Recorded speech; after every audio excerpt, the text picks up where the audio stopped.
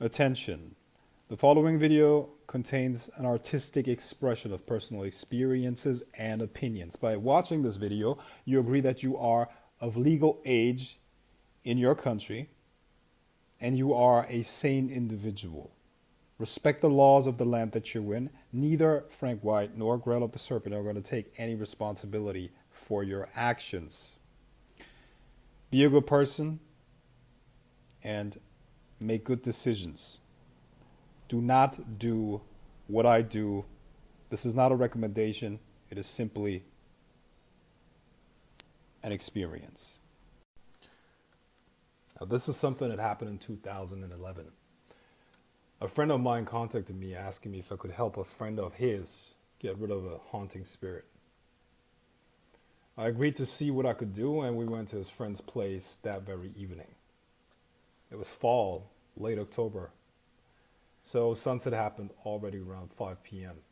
A very chilly night, I remember. We were greeted by a young couple who just got married. The husband was my buddy's colleague. They said ever since they had moved in together, late at night, they would feel an icy wind in the room without any windows open. The sensation of a presence with them in the room would grow until one of them could get possessed first, then the other one.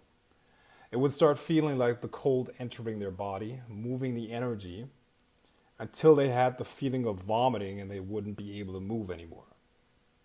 All they could do was speak, but when they did, the voice of another person would be heard. They would have to endure this at least a couple nights a week. I could see the desperation in their eyes, man. It was horrible. And I felt sorry for the wife, whose hands began to shake a little as they were describing what would happen to them at night. They were determined to either have an exorcist handle it, even though before this none of them had believed in spirits, or to move to a different apartment. I told them that moving was not going to help since the entity had already gained access and would simply follow their energy signature, which is what they do. The spirit had to be confronted and brought under control. We waited after midnight, and the spirit had not made its presence known until then, so I had to initiate the contact. I drew a circle on the floor and surrounded it with symbols that open gates between the worlds. What that means is that certain symbols have the power to make the manifestation of a spirit easier, or rather they automatically begin to condense the energy. I lit a cigar, set in the middle of the circle, and began an incantation that was supposed to force the spirit to appear. The room was dark except for candlelight, and the atmosphere began to change. The temperature in the room dropped, the air became very thick. And when spirits manifest around us, you can feel an electrical charge around you. It's almost as if you could cut the air. It's that thick. A very dense sensation in what the physical eyes perceive as empty space. After around 4 minutes of this incantation, it was very clear that the spirit was in the room. This time, however, it wasn't able to possess the couple because the symbols and the incantation forced it to move towards me. I felt anger from it, but also sadness and despair. I entered a state of consciousness in which I could see it with my third eye. Basically my inner vision, okay? What appeared was an old woman. And the old woman began to tell me things about the wife's childhood. And when I told her, she confirmed that the information was correct. And then the spirit revealed its identity to me. But I wanted the wife to see for herself. So what I did was I blew cigar smoke into the direction where the spirit had manifested. And since it was almost completely dark in the room, the wife was able to see her grandmother's face manifesting in the smoke. Yep, she freaked out. She broke out in tears and was shaking. Her husband tried to comfort her, even though he could hardly contain his own terror, you know. The spirit then revealed why she had been haunting the couple.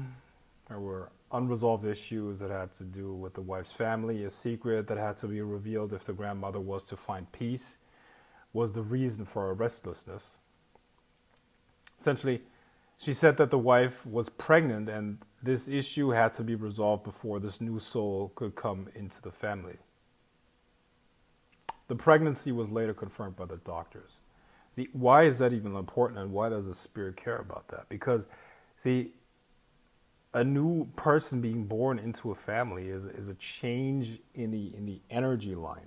Okay, it's not something random. Same with abortions. Abortions cut an energy line. That's nothing to be taken lightly. Okay, it all has spiritual implications.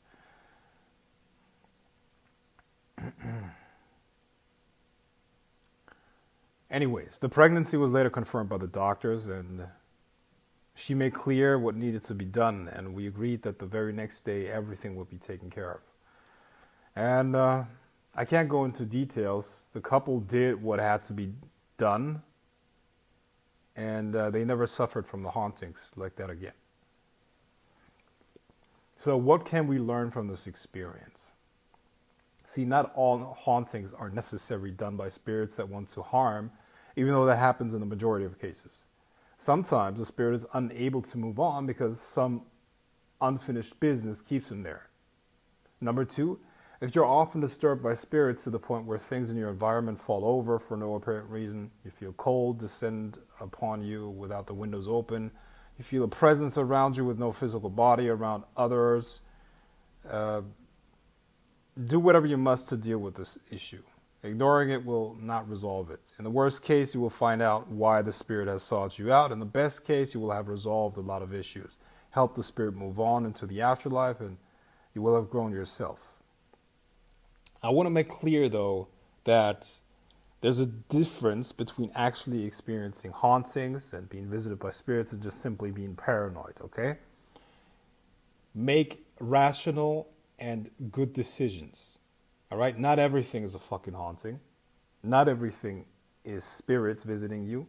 This is a real phenomena, but in most cases, you can explain it in other ways, okay? So what I'm basically trying to say is this is not for the paranoid. This is not for the people who are easily scared.